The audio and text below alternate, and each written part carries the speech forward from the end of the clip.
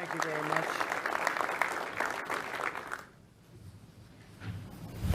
Thank you very much.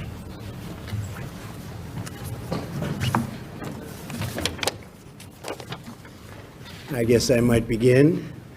It's an honor to be with you, and really brave men and women. The job you do is incredible, and the progress that you've made in the last short period of time has been unbelievable. On April 1st of this year, I announced the launch of a powerful U.S. military and law enforcement operation to combat the flow of illegal drugs across the Western Hemisphere.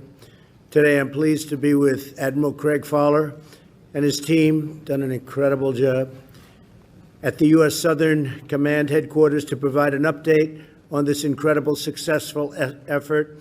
We're joined by Secretary of Defense Mark Esper. Thank you, Mark. Acting Secretary of Homeland Security Chad Wolf. Chad, thank you. Thank you. Commandant of U.S. Coast Guard Admiral Carl Schultz. Admiral. Associate Deputy Attorney General Amanda Liscombe. Thank you. Thank you, Amanda. Congressman Mario Diaz-Balart, who is a friend of mine for a long time. Thank you very much, Mario. Great job you're doing down here.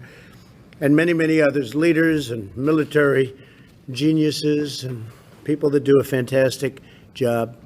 In just 12 weeks, SOUTHCOM's surge operation conducted with key regional partners has resulted in more than 1,000 arrests and the interdiction of 120 metric tons, I can only tell you that's a lot, of narcotics worth billions and billions of dollars. We're determined to keep dangerous drugs out of the country and away from our children. We're securing our seas.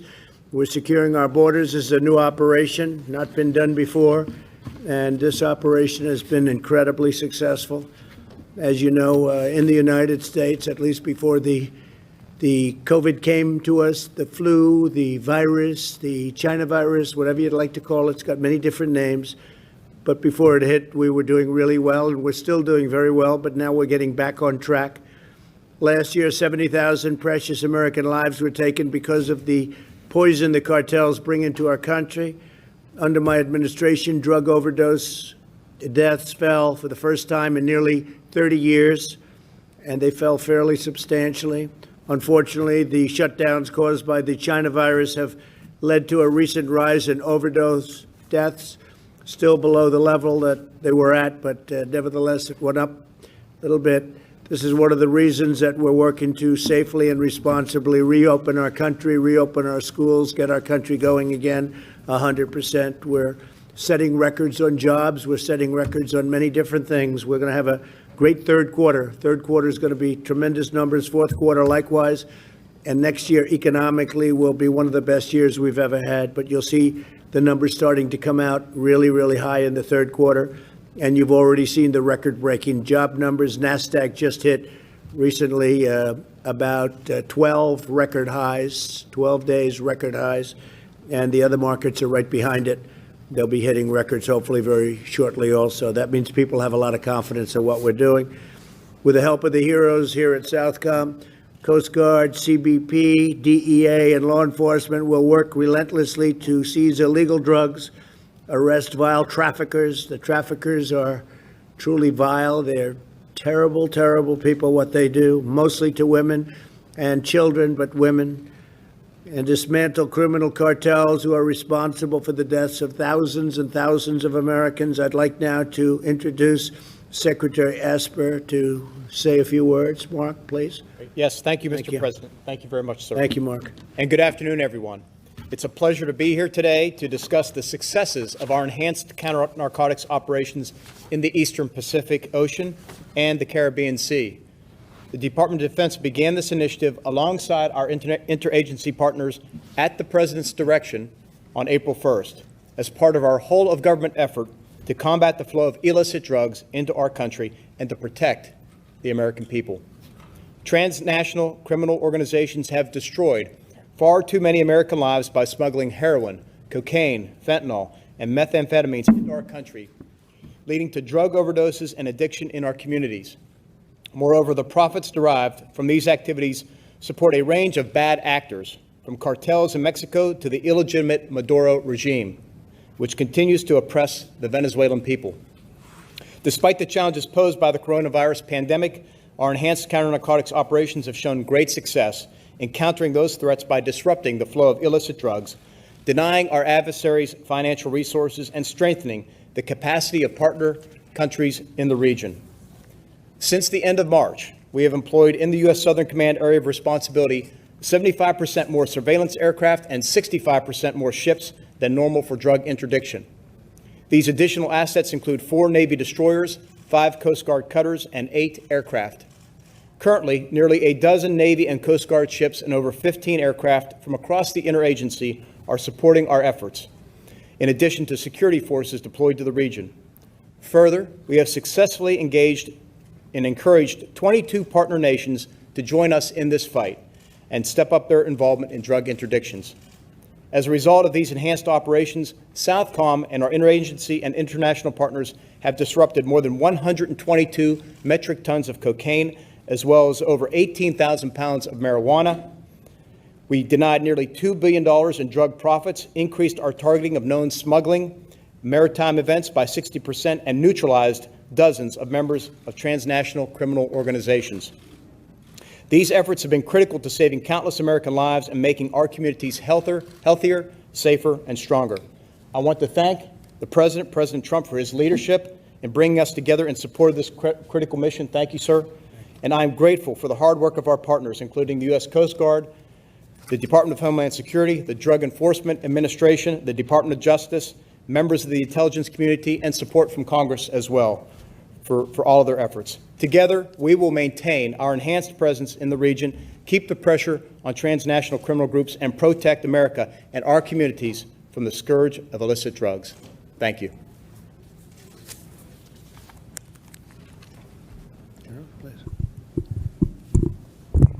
Thank you, Admiral. Thank you, sir. Mr. President, Secretary Esper, Secretary Wolf, shipmate Carl Schultz, hometown congressman here, Mario Diaz-Balart, thank you all for your support on this important mission. This mission is vital to our homeland defense. It truly is. And I'm proud to say the efforts are making a difference, Mr. President, and they're saving lives. And the team here that's assembled deserves the credit, but the resources that you've ordered have made that happen. Other nations have stepped up, Mr. President. Colombia, for one, have stepped up despite COVID. U.S. leadership has been a key piece of that. Mr. President, if I would, I just wanted to show a map. I have a little version in front of you. Just orient on the hemisphere here, if we could put the map up. So SOUTHCOM's responsibility of this Western Hemisphere, really, it's our neighborhood. It's so close to home. So what impacts the neighbors really has a high impact on us at home, Mr. President. And that's why this is so important. There's so much opportunity here. It's our number 2 trading partner outside of Asia. And so trade, economics, and democracy, importantly. And our partner nations are willing. They want to work with us. And we work with partners from Guatemala on south and out into the Caribbean. But that's under assault, this vicious circle of threats that you see led by the transnational criminal organizations, about a $90 billion a year enterprise. And it feeds off corruption and now the added instability of COVID. But as I said, that partners have stepped up despite the COVID, which is a tribute to their security teams. Mm-hmm. There's also another aspect in this neighborhood of ours, and it's what we call in national defense strategy, great power competition. So China has certainly looked at this neighborhood as an opportunity for them. And when you think about the proximity of some of their investments, Jamaica and El Salvador, it's just as close to Washington as is to Miami is, if you look at comparative distances. Slide, please. But what our citizens want, I know certainly my dad in Western PA who's watching wants, is they want to know if we're making a difference. And the numbers, as we've stated, really have. At 15% more disruptions, that's detainees, that's drugs off the street. Yeah. That's at 122 metric tons, Mr. President. And 60% more targeting is a big deal for us because that means we can put more assets on more targets. And the enemy's seen that. We've gotten information from our intelligence agencies that says the enemy's watched that and they're waiting and they're stockpiling and they're trying to change their tactics.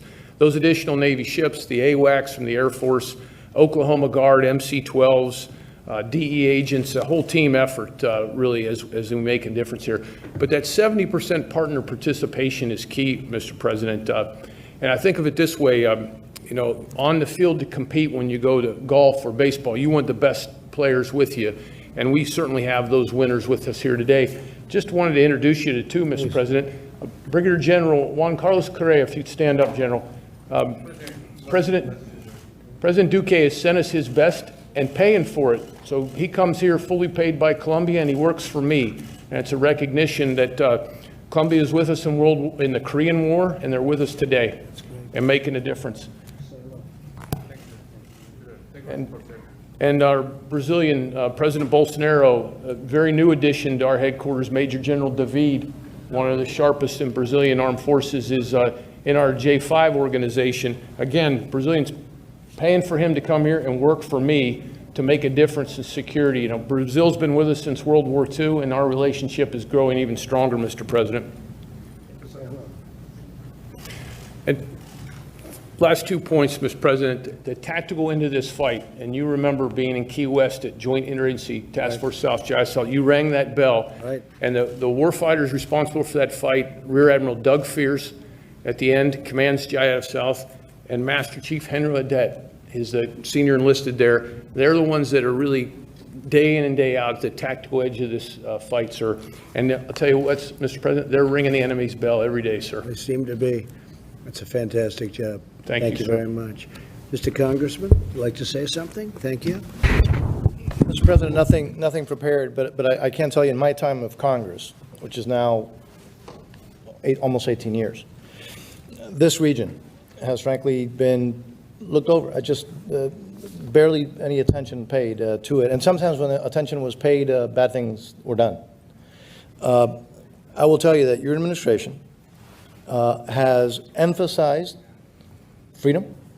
I want to thank you, by the way, on a personal note, a little bit of a more parochial note, for your emphasis on helping the people of Venezuela regain their freedom, helping the people of Nicaragua regain their freedom, and your solidarity to the people of Cuba, which has been, frankly, like we've never seen. But your leadership here in fighting narcotics coming to the United States is literally saving American lives. So again, just as one who represents Southern Command, grateful for your emphasis of this command and what they do, but for your leadership in actually saving American lives, those who are victimized every year by this scourge of illicit narcotics. So thank you for being here, but more importantly, thank you for your leadership and your emphasis on those key issues. Thank you. Well, I want to thank you for your leadership. You have done a fantastic job. You represent the area so well. I know this area quite well, as you can imagine, but I know it very well. Little Venezuela, we call it, and incredible people. I know the people.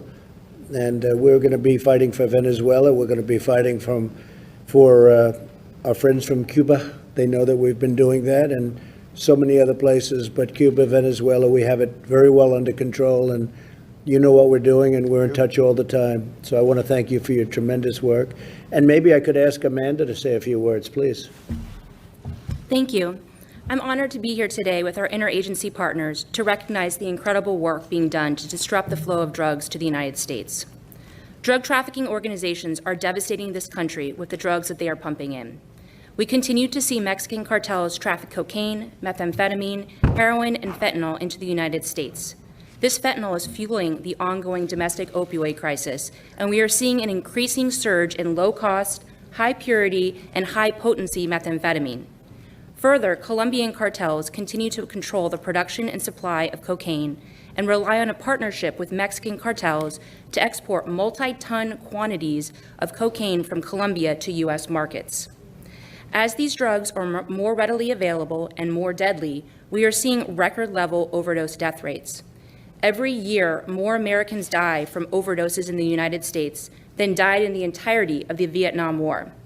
And now, for the first time in our country's history, our odds of dying from an opioid overdose are greater than from a motor vehicle crash. The Department of Justice is committed to defeating these cartels, who are directly responsible for the deaths of tens of thousands of Americans each year by flooding this country with addictive poison. The department charged a record number of defendants with drug trafficking offenses last year in an effort to hold these traffickers accountable. Indeed, several leaders of Mexican cartels received significant sentences, such as life imprisonment, over the past several years. And despite the influx of drugs into the United States, DEA's domestic seizures are at record levels. However, this work alone is not enough. It is clear that we can obtain the most immediate result by increasing our ability to make drug interdictions at sea before they reach the United States. This surge has been a tremendous success with over 120 metric tons of cocaine seized. The drugs seized represent almost $2 billion in profits denied to these cartels and an untold number of American lives saved. Numerous traffickers responsible for these loads of drugs will be held accountable in United States federal district courts. Since the start of the surge, the Department of Justice has charged more than 60 defendants for their role in trafficking these drugs into the United States. This is truly a whole-of-government effort and one we are proud to be a part of. Working together, we can and will interdict these deadly drugs before they reach our country and destroy the cartels who are responsible. Thank you. Thank you, Amanda. Great job you're doing. Appreciate it. Thank you. Admiral, please. Mr. President, it's an honor to be here with you, and it's an honor to be back at SOUTHCOM. I had the privilege of serving. This is a great team, highly professional, doing tremendous things in the region. Sir, to the DHS team just starting, your Coast Guard's been in this game with our DHS partners, CBP, Air Marine, the Homeland Security Investigations Office. We've been involved about 1.8 million pounds of cocaine eradicated here in the last 4 years. This surge here with the support of the SecDef and your support, the SOUTHCOM team, sir, has been successful. We integrate in a joint environment remarkably well. We've heard the numbers, so I won't repeat them, but these are transnational criminals, sir, and these are very sophisticated groups. Craig mentioned it's a $90 billion annual industry that we're disrupting here. So I'm very excited about being here. The Coast Guard has committed to doubling down our efforts here through the end of the calendar year. We take some risk other places, but this is righteous work. The numbers on American streets, it's something north of 70,000 when you roll in the overdoses, you roll in the drug-related violence, you look at the corruption in the region, sir. This is important work for the nation. So thank you for your support, and I'm honored to be here. Thank you very much, Admiral. Appreciate it. Now, Chad Wolf, maybe you could also mention what's going on in Portland, because we sent you there recently. It was out of control. The locals couldn't handle it, and you people are handling it very nicely, so nicely that the press doesn't want to write about it. But why don't you tell them what you're doing in Portland, and also go into this, please. Well, thank you, Mr. President. I think what we see in Portland is really a smaller example of what we see around the attacks on law enforcement. And what you find in Portland is about 5.5 weeks of continued violence against a federal courthouse there that the Department of Homeland Security protects.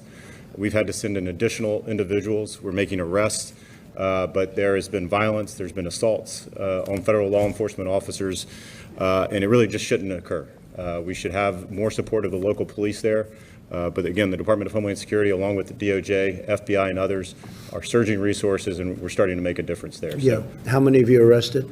I believe it's been close to a dozen thus far, and DOJ has charged almost as many as well. And I know you have it in very good control, but it's a pretty wild group, but you have it in very good control, so we appreciate it. Local law enforcement has been told not to do too much. It's not the way it's supposed to be, but that's okay. Good job. You've really done a great job. Thank you. Go ahead, please. Well, for decades, let me just build on what the Commandant said. For decades, counter-drug operations have really been at the core of both the Coast Guard and the Department of Homeland Security's mission. Year after year, the Coast Guard has stood watch both in the Caribbean and the Eastern Pacific. And so with this operation, Mr. President, you have recognized the threat that illicit narcotics play in harming America. And while previous administrations have admired the problem, you're taking concrete actions with this operation. This effort is bringing the power of the United States military along with the department to bear on this problem, and we're having successes that we've talked about. What we've seen is the partnership. Again, DHS, not only the Coast Guard, CBP, air assets are flying constantly in the region as well, and we have ICE Homeland Security investigations helping DOJ, as we heard, prosecute. We are one team accomplished on a shared objective, and that's keeping the American people safe at the end of the day. Mr. President, I would say the men and women of the Coast Guard are unrivaled when it comes to sea-based drug interdiction. While it takes a whole government approach, from collecting intelligence to identifying targets, it's the brave men and women of the Coast Guard who continue to be at the tip of the spear And whether it's from a Coast Guard cutter or a Navy ship, Coast Guardsmen every day are directly engaging narco traffickers and taking them down. So I wanted to make sure that you were absolutely clear on that front, and we certainly value the partnership that we're getting from DOD, SOUTHCOM, and others. And what we heard also is really at your direction. We're not only seeing targets at drug cartels, we're also seeing rogue nation states and politicians that support them. We talked about the Department of Justice's recent indictment of Nicolas Maduro and 14 of his cronies that proved to the world that everyone involved in drug smuggling will be held accountable. And I really think that that sends an example to all, that whether, again, you're a drug cartel, you're a DTO, or you're a rogue nation state, we're coming after you. So again, thank you for your support. Thank you very much. And I think actions speak louder than words in this case. Thank you, Chad. And the wall is coming along very well. Chad is responsible for supervising that, along with the Army Corps of Engineers, who have been fantastic. And Mark Esper, that's been really one of your pet projects, and it's been going along. We're up to 250 miles, and that's real wall. That's a wall that you don't get through. It's tough stuff, and built to the highest standard, built to everything that Border Patrol wanted. They all sat down and they designed their perfect wall, and then we said, let's build it that way. And we're up to 250 miles. By the end of the year, we'll be up to 450 or so. And we'll have it finished very shortly thereafter, and it's made a tremendous difference because your numbers on the southern border are very, very small coming through, and especially with COVID, that turned out to be very lucky for us that we had the wall, or we would have been inundated because they do have some big problems. I was with a great gentleman, the president of Mexico, 2 days ago. We had a long talk about the southern border and Mexico, and they've had some difficulty, but he's doing a fantastic job as president. But the wall is very exciting, and we'll have that opened relatively very shortly. And that was despite all odds, I would say, Mark, wouldn't you say? That was despite all our odds. We had a certain party that was against it. They're not against it anymore, you know. In the end, they just raised their hand. They said, we don't want to take this on, because politically it turned out to be as good as we always knew. You know, two things never change, walls and wheels. Wheel will never change. You know, they were talking about technology. Technology is no good without the wall. And but it's something that I've heard for a long time. Two things you will never change in 1,000 years from now: a wheel and a wall. They work, and this wall has really been unbelievable the way it's worked. So great job, and let's get it finished. And tremendous numbers on the southern border. Very few people coming in. Appreciate it. And we've made a lot of legal changes too. Makes it a lot easier for you. Robert, please. Mr. President, thank you. I want to take folks back to April. COVID crisis was breaking, and all attention was focused on it. The President had the foresight to launch an enhanced operations to disrupt the flow of dangerous drugs to the United States from narco-terrorists. Our adversaries believed that the United States would be distracted, but Mr. President, you weren't distracted, and I think you remember you sent Secretary Wolf and Admiral Schultz, Secretary Esper, Attorney General Barr, me out to make the announcement on this operation. The traffickers used their funds for nefarious purposes, among them to finance the regime of Nicolas Maduro, the illegitimate regime in Venezuela. And for years, Venezuela has flooded the United States with cocaine. It poisons our communities, and it fuels a dangerous epidemic of addiction that threatens the safety and security of all Americans. The situation in Venezuela has gotten so bad that earlier this week, Admiral Fowler called the Venezuela a paradise for drug traffickers who enjoy the support and cooperation of the Maduro regime and his allies. Now, to crack down on the traffickers, President Trump deployed additional ships, aircraft, security forces that you've heard about. But the other thing that he did, which is less focused on, is he rallied our 22-nation coalition partnership to help in this effort to interdict drugs. So that fight includes, as you've heard, Colombia, Ecuador, Honduras, El Salvador. On the flight down from Air Force One, Mr. President, I told you I was on the phone with my counterpart in the Netherlands, the Dutch National Security Advisor. They've been part of this coalition fight, and they're very proud to be partnered up with Customs and Border Patrol, DEA, the Coast Guard, our military, working in the Caribbean and the Eastern Pacific, where we've all had a huge effect. In addition to this operation, the Colombian-led Operation Orion 5, in partnership with the United States, has disrupted or seized approximately 50 additional metric tons of cocaine that would have otherwise come into our country, Mr. President.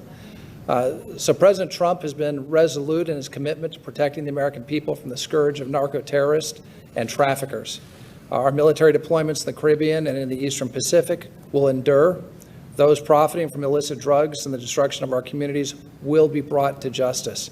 The United States will continue its maximum pressure campaign on the Maduro regime, which has a criminal hold over Venezuela.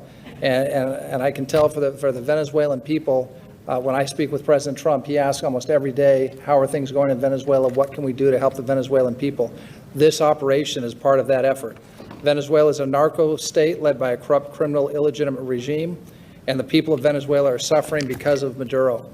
Mr. President, you've been committed to cutting off his financial lifelines, identifying ways to continue to support the Venezuelan people and ensure the unfettered flow of humanitarian aid to those same people that are suffering. So for those of you in Venezuela, I can let you know that President Trump continues to stand with you. He stands with interim President Guaido, the democratically elected National Assembly, and all the people that are fighting for their freedom and their basic human rights and a restoration of democracy and the rule of law in Venezuela. President Trump's fight against drugs and narco trafficking in the Caribbean and in the Eastern Pacific are good for the United States of America. They're good for the people of the region, including Venezuela, but they're also good for the entire world. So, Mr. President, it's an honor to serve with you in this effort. Thank you for all that you're doing, sir. Thank you very much, Robert. And James, please. President Trump, as your principal drug advisor, thank you for your commitment and your leadership on the drug issue. I echo your thanks to the men and women who wear a uniform, whether it's the military or whether it's our state and local law enforcement partners who are stopping these deadly drugs from entering our country and thus saving American lives. You laid out a comprehensive strategy to prevent drug use before it starts, to get more people into treatment, and importantly, as we're talking about today, to stop these drugs from coming into our homeland. At your direction, we've implemented a whole government approach. We've made record investments, and we're taking real action, which meant you have received, and more importantly, the American people have received real progress. We must recognize these drug cartels are trying to take advantage of the pandemic, and you are not letting that happen. You are making certain that those people who are suffering and risk death are making sure that we are taking the steps necessary to protect them. That's why your leadership in this step is so important. You're sending a clear message that this administration, that this country will not let up in our fight against drug traffickers. You're doing it also with our international partners. For the first time, Colombia, I recognize the work done there. They eradicated 13,000 hectares of cocaine in 1 month, last month in June, and that is before they begin the aerial eradication that we have talked about so often. We cannot let these drug traffickers take advantage, especially these cocaine traffickers that are coming up through this AOR. The surge operations are effective and they're going to continue, and we are going to take the fight to these drug traffickers. You have relentlessly committed to the American people by making investments of $36 billion for both the military fight, our law enforcement fight, as well as treatment. And of course, one of the signature programs of the First Lady, something that's really been led by Kellyanne Conway, of speaking to the American people about the dangers of drug use. The media campaigns that she and the First Lady have done have really made a huge difference in what has happened. And so I'm very appreciative to be a colleague of hers. We rely on Admiral Fowler, Admiral Schultz, Admiral Fears, and Master Chief Audette as the ones who are out there actually taking the risks, taking the dangers for the American people. We appreciate what you all are doing, and we urge you to continue to be relentless. Thank you. Thank you very much. And Douglas and Henry, if you'd like to say something, go ahead. Would you like to start? Go ahead. Thank you, Mr. President. Appreciate the opportunity. I'm proudly serving at Jayad of South, and I'll tell you, our workforce is static about the assets that are coming down into our theater. Our morale is very high. Good. Our workforce is working relentlessly, as you said, sir, to make sure that we are building our immune system and keeping it good so we can work throughout this COVID crisis. They're doing it through great sacrifice to their families at times, but they do it because they believe in the mission that we're doing, and we want to stop these transnational. So you're working on your immune system. Yes, sir. That's an interesting one. Not too many people have heard that one. I like that. What do you do for your immune system? Stay in shape. Absolutely, sir. Working out, hydrating properly. That's good. And staying safe on our. I'm going to have to start doing that, I think. That's a good idea. And we're doing it, and we're proud to do it. Thank you. That's so great. much. No, that's great. And lastly, I'd tell you, our men and women in the military really appreciate the 3.1% pay raise you gave us this year. It means a lot to our men and women who work hard and go in harm's way all across the globe. So thank you so much, sir. Well, thank you. And Mario obviously had a good immune system because you recovered. Wasn't pleasant, but you got there, right? I don't recommend that as a dietary. No, it's not good. But you did a good job. And by the way, thank you for your multiple calls while I was. Absolutely. Well, you've been my friend. Thank you very much, Mario. Please. Sir, thank you for coming down today as your tactical commander down on the edge of this operation. I've been in this mission space for over 30 years. I've never seen this many resources applied to the problem set of transnational criminal organizations and counter-narcotics operations. So we have under our roof 21 different countries represented by their foreign liaison officers. They come to work every day trying to lean into this problem set. We've got a whole of government from the U.S. government with a completely joint force from all the branches of the service, as well as all of our interagency partners from all the departments and agencies and beyond what's represented in this room. And so we're just grateful for the opportunity to lean into the problem. And I can tell you with surety that we're targeting and we're getting after this every single day. So thank you for your time, sir, and the resources. Well, thank you very much. I appreciate it, Douglas. And we have the best equipment that we've ever had as a military. We spent $2.5 trillion on our military, and some of it's arriving, some of it's coming in, but much of it's here. So when you say the quality of equipment, we definitely have the best equipment we've ever had. We have the best equipment anyone has as a military. We have things under construction that we're going to take a look at one day soon, where we have missiles that go, I hear, 17 times faster than any other missile, and the normal type at least, and it's something that nobody has anywhere in the world, 17 times faster. So it's a little hard to spot it when it goes that fast, because by the time you spot it, it's gone. But we have things happening that nobody has even thought about. So thank you very much. You've done a fantastic job. You have all done a really fantastic job, and it's an honor to be here. I want to thank all of the folks behind me, too. I don't want to be rude, because you're more important than all of us, right? But I want to thank you all very much. Great job, really great job. Great to work with you and say hello. Tell them to get well fast, right? Great man. Okay, thank you very much. Okay, thank you. Admiral, it's yours. Mr. President, thank you for the time and the attention and the resources, and we're going to stay at this mission. It's a 24/7, and we are going to take the fight to the enemy. And leadership here is committed to American people. We owe it to the future. And thank you. You've done a great job. Thank you very much. Thank you, Admiral. Thank you, Admiral. Thank you.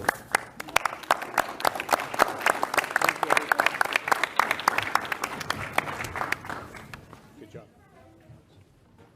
It's on deck.